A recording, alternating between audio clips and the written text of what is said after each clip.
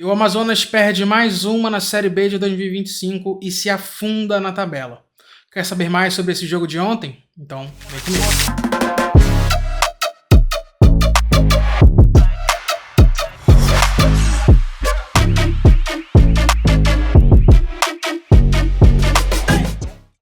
Bom, o meu estresse começou antes mesmo do início da partida entre Remo e Amazonas pela 6ª rodada da Série B.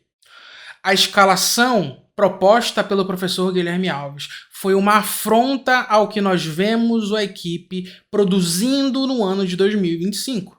O Amazonas nesse ano tem um grave problema ofensivo. Toda a nossa linha de ataque é mantida como titular, com exceção do Varanda, que saiu para a entrada do Luquinhas. Henrique Almeida tem vaga cativa, Tavares tem vaga cativa, Alexandro tem vaga cativa, mas quem realmente produz pela equipe não tem. É incrível isso.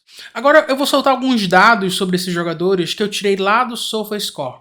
Repara só. Sabe quantos gols o Henrique Almeida fez pelo Amazonas desde que chegou? 0. Sabe quantas grandes chances perdidas o Henrique Almeida tem no campeonato? 2. Sabe quantos gols impedidos ele tem? 1. Sabe quantas vezes o Henrique Almeida ganha no jogo aéreo? 16%. E ele ainda tirou um gol do Wellington Nascimento contra a Ferroviária. O Wellington Nascimento que quase foi parar no hospital depois daquele lance. Tomou 7 pontos na cabeça, quase não conseguiu voltar ao jogo, caiu desmaiado basicamente. Fez o gol, mas o nosso querido Henrique Almeida estava lá muito bem posicionado para tirar o gol, que seria o gol da vitória contra a equipe da Ferroviária. Agora falando um pouco sobre o Tavares. Como eu já disse, um grande ídolo do Amazonas, um cara que eu tenho muito respeito, nos ajudou a estar na Série B, onde nós estamos hoje, mas nós precisamos falar sobre o que ele não produz desde 2023. Sabe quantas grandes chances criadas pelo Tavares nós tivemos em 6 rodadas de Série B? 1. Sabe qual é a porcentagem de acertos de passe do Tavares no campo ofensivo? 68%. Sabe quantas finalizações o Tavares dá por jogo? 1. Agora você sabe quantas finalizações o Tavares acertou no gol no campeonato todo? 1 também. Sabe qual é a taxa de acertos do Tavares em cruzamentos na Série B? 10%. Tudo isso que eu mostrei para vocês aqui, vale realmente uma titularidade do Tavares? Em qualquer lugar sério, em qualquer time profissional, onde realmente haja um trabalho de comissão técnica bem feito, um jogador com esses números não é titular. E eu vou repetir algo que eu disse no último vídeo. Eu não sei como esses jogadores treinam. Pode ser que eles se doam muito no treinamento, que eles treinem muito bem, que eles mostrem intensidade, que eles realmente se diferenciem dos outros no treinamento, mas quando chega em campo, onde realmente vale, eles não produzem. E depois de mostrar esses dados para vocês, faz sentido esses jogadores serem titulares? Por que que eles continuam sendo respaldados pela comissão técnica do Amazonas? Não dá para entender. O Henrique Almeida parece que está na equipe pelo nome. O Tavares parece que está na equipe pelo que fez até 2023 pela equipe do Amazonas. Que deve ser respeitado, claro, mas que não deve mais ser julgado por isso. E o Alexandro, que chegou como se fosse a solução dos problemas, chegou sendo titular da equipe, mas no ano passado estava no Botafogo de São Paulo, que quase foi rebaixado na Série B. E esse cara é a solução dos problemas do Amazonas? Essa escalação privilegia quem não produz. Não há meritocracia nessa escalação. Quem realmente produz pela equipe e produziu nos últimos jogos não tem chance de ser titular. Isso é inadmissível, gente. Eu não sou um treinador profissional, eu não trabalho com futebol, eu só sou um entusiasta, uma pessoa que gosta de tática, que gosta dessa parte mais técnica de jogo. E não é possível que eu, uma pessoa que só vê isso como hobby, consiga enxergar isso e uma comissão técnica profissional não consiga. Agora falando sobre Remo 1, Amazonas 0. O Amazonas iniciou o jogo taticamente muito parecido com o que fez contra a equipe do Atlético Goianiense. Um 4-4-2, que de vez em quando virava um 4-3-3. E o Amazonas começou mordendo muito a defesa do Remo, tanto que fez 4 faltas em 2 minutos de jogo. Já o Remo veio com 3 zagueiros, mas mostrando muita dificuldade em conseguir sair da linha de defesa e conseguir trabalhar com qualidade na linha de meio campo. E o Amazonas muitas vezes conseguiu popular mais aquele meio campo, principalmente na costa da linha de meio campo do Remo, e conseguiu ter superioridade numérica naquela região, fazendo com que muitas vezes o Amazonas conseguisse roubar a posse de bola naquela região e produzir alguns contra-ataques bem perigosos. E essa superioridade numérica que o Amazonas teve principalmente no primeiro tempo, também fez com que o Remo se aproveitasse muito de bolas nas costas dos nossos volantes. Muitas vezes o contra-ataque com o Pedro Rocha ou com o Janderson pegava uma defesa totalmente escancarada, com muitos espaços, e a linha de meio do Amazonas ainda muito distante de conseguir ajudar a recompor essa defesa. Então, taticamente, o Guilherme Alves se arriscou bastante. Conseguiu, em alguns momentos, roubar muitas bolas no meio-campo, mas também deu muita oportunidade de contra-ataque e de oportunidades de mano a mano com a defesa da equipe do Amazonas. Enfim, quem quer ganhar tem que se arriscar um pouco também, né? E o jogo se mantinha muito equilibrado até os 19 minutos do primeiro tempo. Após um escanteio na área do Amazonas, Pavani faz 1-0 para o Remo em cima do Amazonas. E esse gol mostra uma falta de trabalho de jogadas ensaiadas pela equipe do Amazonas. Sabe quem estava marcando o primeiro pau onde foi feito o gol do Remo? O Tavares. O Tavares, que não é um jogador alto, que não é um jogador com impulsão e não é um jogador caracterizado pelo belo trabalho aéreo. E por que ele marcava no primeiro pau aquela jogada? Isso mostra que não houve trabalho técnico nesses 5 meses do ano, pois essa é uma jogada básica. Todo time tem que saber quem fica no primeiro pau, quem fica no segundo pau, quem fica na entrada da grande área, quem puxa o contra-ataque. Mas parece que o Amazonas não tem isso. E o Pavani, que não é bobo nem nada, aproveitou e fez o gol do Remo. E no primeiro tempo todo, as principais chances do Amazonas foram com o Jackson. A primeira em um chutaço de falta que o goleiro defendeu e jogou para escanteio, e a segunda numa bola na trave de cabeça após um cruzamento. Ou seja, o Amazonas depende de toda a equipe para atacar, menos do seu ataque, que é improdutivo. E o único destaque realmente no setor ofensivo foi o Luquinhas, que fez algumas jogadas de apoio ao fundo muito interessantes, mas que infelizmente não foi ajudado pelos seus companheiros de ataque. E o jogo todo no primeiro tempo foi apoiado do lado direito. O Alisson era a única pessoa que chegava do lado esquerdo, mas ele tinha que fazer a recomposição defensiva também, então ele não conseguia chegar toda hora na direita, já que o Alexandro era nulo naquele lado. Então o Amazonas se apoiou totalmente no lado direito, mas faltou uma chegada um pouco mais aguda do Thomas Luciano para fazer essa tabelinha, essa triangulação na direita com o Luquinhas. Thomas Luciano, esse que foi uma avenida o jogo todo e que pouco produziu, tanto defensivamente quanto ofensivamente. E, gente, eu sei que é repetitivo, mas o Henrique Almeida não tem condição de ser jogador profissional do Amazonas. Ele parece um bloco de concreto.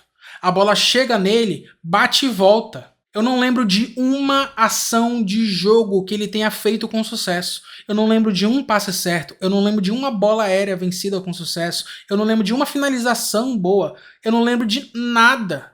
Foi deprimente a partida do Henrique Almeida. Deprimente. E o resumo do primeiro tempo foi um Amazonas com um volume de jogo, conseguiu ser competitivo, mas que novamente cai nos mesmos problemas ofensivos de sempre. Parece que a equipe não tem um leque de jogadas ensaiadas para poder destravar a defesa adversária. Nós estamos entregues à individualidade dos nossos jogadores, só que essas individualidades estão em um momento de baixo extremo. É como se todo mundo ficasse parado na sua posição, esperando alguém tirar da cartola um momento genial, que não vai acontecer nesse momento. Falta muito trabalho coletivo. Não é só o individual dos jogadores, mas um trabalho coletivo. É nítido que o Amazonas não sabe se posicionar para um contra-ataque, não sabe fazer jogadas de infiltração, não sabe triangular jogadas nas pontas. É um deserto de ideias vazias. Muito difícil, muito difícil. Já o segundo tempo se inicia com a saída de Henrique Almeida, que se machucou no final do primeiro tempo, e a entrada de Luan Silva, autor do único gol feito por um jogador do Amazonas no campeonato. E aos 12 minutos do segundo tempo, algo que estava muito desenhado que realmente aconteceria, Alisson é expulso após matar um contra-ataque no lado esquerdo da defesa do Amazonas. O Alisson ia ter 45 minutos de confrontos individuais com os pontas do Remo. E era óbvio que isso aconteceria. E esse erro está na conta do Guilherme Alves, que não tirou um lateral esquerdo que seria muito exigido no segundo tempo. E após a expulsão, o Remo se coloca ao ataque, tem um volume de jogo muito interessante e consegue entrar na área do Amazonas com muita facilidade, principalmente pelo lado direito da defesa do Amazonas. E depois disso, o Guilherme Alves até tentou dar uma cara nova com o Zabala e com o Ramírez, mas o Amazonas já estava totalmente entregue no jogo.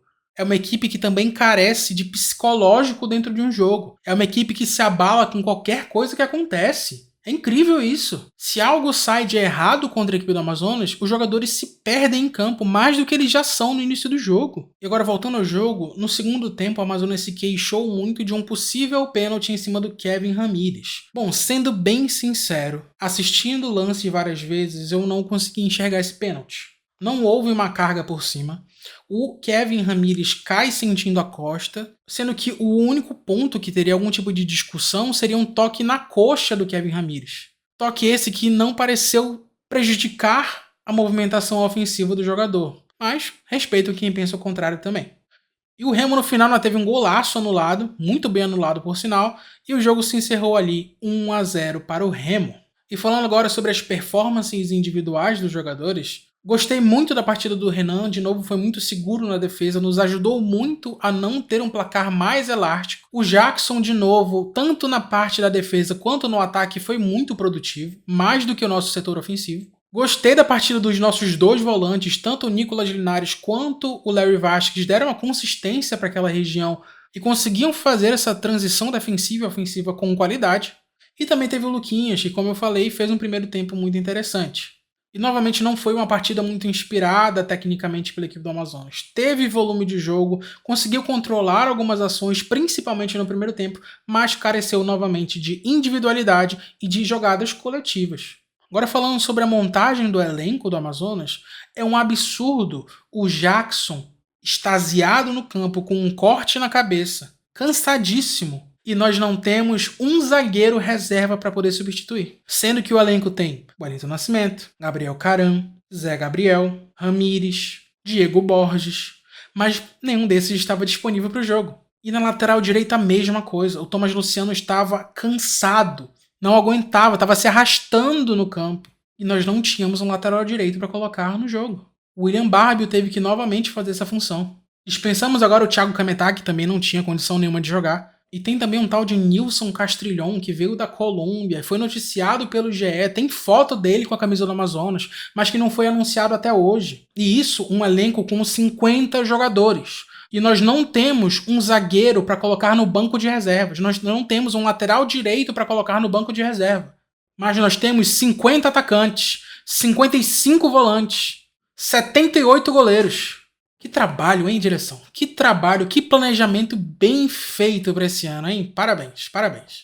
E ainda teve uma confusão muito grande pós-jogo no túnel para os vestiários do Mangueirão. A comissão técnica do Amazonas e alguns jogadores estavam transtornados com a arbitragem pelo pênalti não dado no Ramírez. E assim, tudo bem, se você acha que você foi prejudicado, você tem que reclamar, tem que fazer um ofício para a CBF, tem que pedir uma análise da CBF. Mas o pênalti não marcado não foi, de fato, o motivo do Amazonas ter perdido o jogo. Mas sim as escolhas desde o início da partida, desde os 11 titulares, desde as escolhas ofensivas do Amazonas, desde as escolhas individuais dos jogadores dentro do jogo. Isso sim fez o Amazonas perder a partida de ontem. Uma partida que o Amazonas chutou mais do que o Remo, que teve mais escanteios do que o Remo, mas que não conseguiu agredir a equipe como foi agredido pelo Remo. E para finalizar, eu preciso ser justo com o professor Guilherme Alves. Houve sim uma evolução do Amazonas em relação aos últimos jogos. O Amazonas conseguiu ser competitivo contra um adversário que está em cima na tabela. No jogo passado, contra o Atlético Goianiense, ele só foi competitivo no segundo tempo. Mas ele não foi competitivo no segundo tempo porque teve uma mudança tática, porque teve uma mudança de mentalidade entre os jogadores, mas sim porque os jogadores certos estavam em campo. E esperamos que o professor Guilherme Alves entenda isso. Que aquele segundo tempo contra o Atlético Goianiense, que foram os melhores 45 minutos da equipe no campeonato todo e talvez no ano todo, só aconteceram porque Elton Júnior, Cocote, Ramírez, Barbio, Luan estavam em um bom dia e produziram para o Amazonas ser vencedor naquela partida. E que não foi por conta do goleiro do Atlético Goianiense. Mas eu confio no trabalho do professor Guilherme. De fato, há uma melhora, principalmente na organização defensiva, na compactação, de fato há uma melhora. Mas enquanto ele não mudar os jogadores de ataque, enquanto ele não mexer no sistema ofensivo do Amazonas, nós vamos continuar passando pelos mesmos problemas, gente. São 2 gols em 6 jogos. Estamos na lanterna da Série B. Temos um saldo de -6.